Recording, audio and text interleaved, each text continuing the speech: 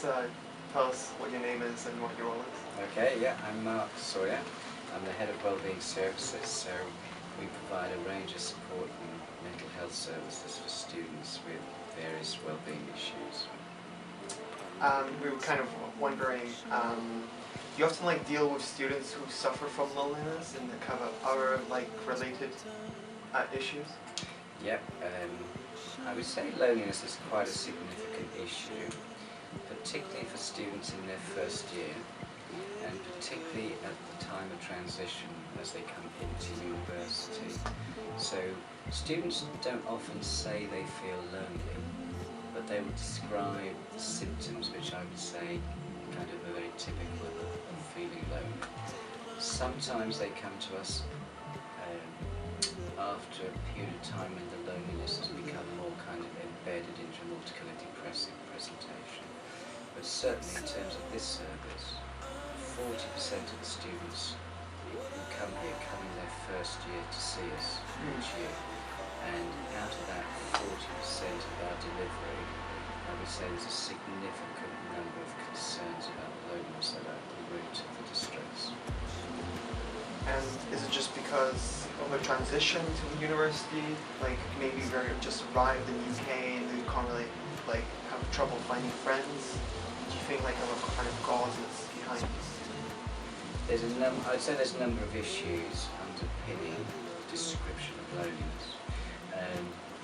Quite often it is a transitionary experience, but sometimes loneliness is the experience that happens if you feel very shy, or you have low self-esteem, or you have feelings of low self-worth, and those sorts of feelings are likely to become manifest in a new environment. So if you feel underconfident in talking to people you've not met before, if you have a secret kind of belief that maybe I'm not as good as you or not as important as you, in other words, you have quite low self-esteem, when you come to university and you have to be fairly proactive to get to know new people and to kind of meet and engage with a new community, if you're troubled by all those kinds of negative self-beliefs, then you're likely to become quite lonely quite quickly. How would you kind of help a student who comes with these such issues? What is the kind of process? Okay. Yeah. Well, initially, I think it's best not to over-medicalise the experience of loneliness. So, in many ways, what we would usually advise students is that they start to engage as much as they feel able with clubs and societies. The Guild has a range of kind of structured activities and events which are very helpful in encouraging students to meet other students. And because of the proliferation of societies, there are often activities and groups going on which will appeal to the interests of a wide audience of students. So from my point of view, I wouldn't want to be offering kind of therapeutic support in the early stages of transition, because the most helpful thing is to get students engaged in their community. Often we have a discussion around going home, if that's possible, and whether that's helpful or actually unhelpful in the early stages of transition.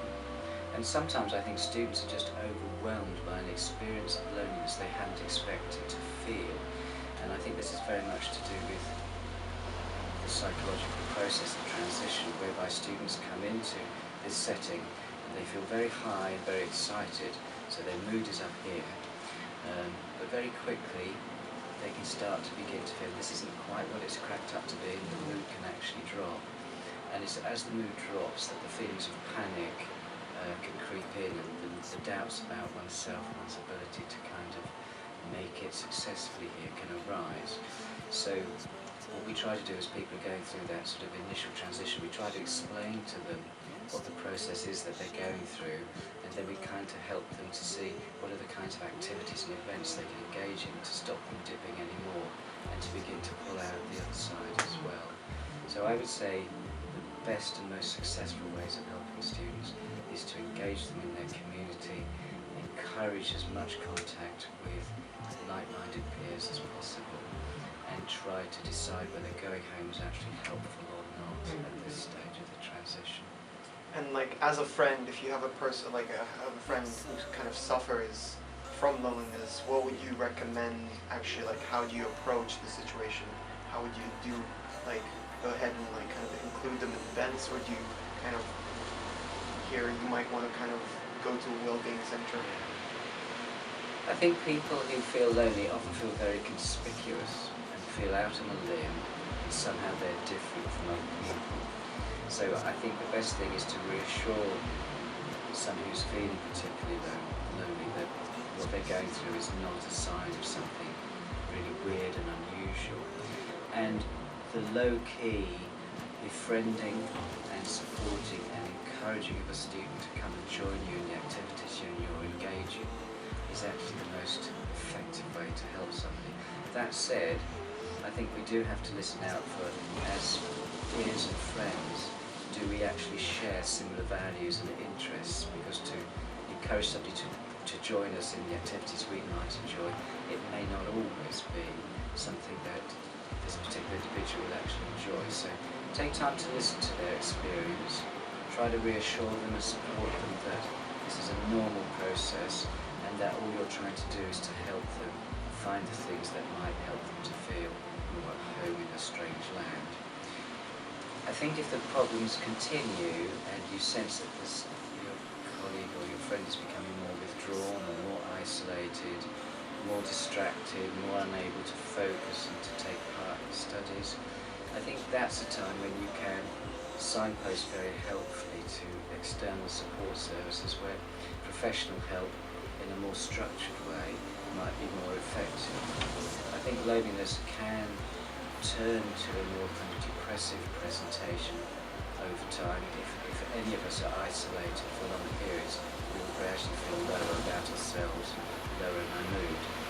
And at those times, low mood is often best helped through kind of psychological therapies. I'm just kind of probably finishing up. How do you think like culture plays like in this kind of with these kind of loneliness and other related issues?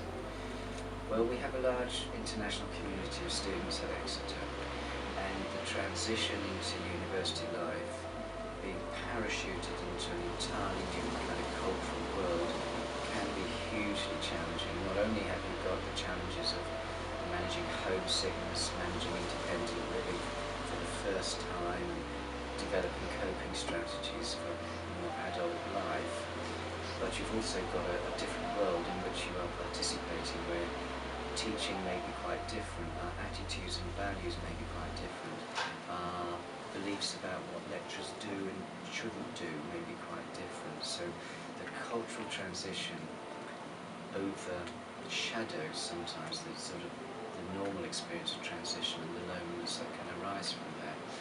And if you add to that the fact that within some international communities, our students have come here with quite a blessing of their community, and in fact they may be financially supported not only by family but by friends of the family, or indeed by a larger community. Students in this situation can often feel under huge pressure to be successful, and failure is not an option. So if students are struggling with transition, they are likely to focus on their academic studies to try and make sure they achieve what their community at home expects them to achieve. But actually the lonelier you become, the more difficult it is to think in clear and coherent ways. There's a very strong relationship between emotions and learning. And if we begin to feel isolated and quite low, unable to manage the transition, and the cultural values are so different to what we experience, we're likely to find it additionally challenging to study effectively.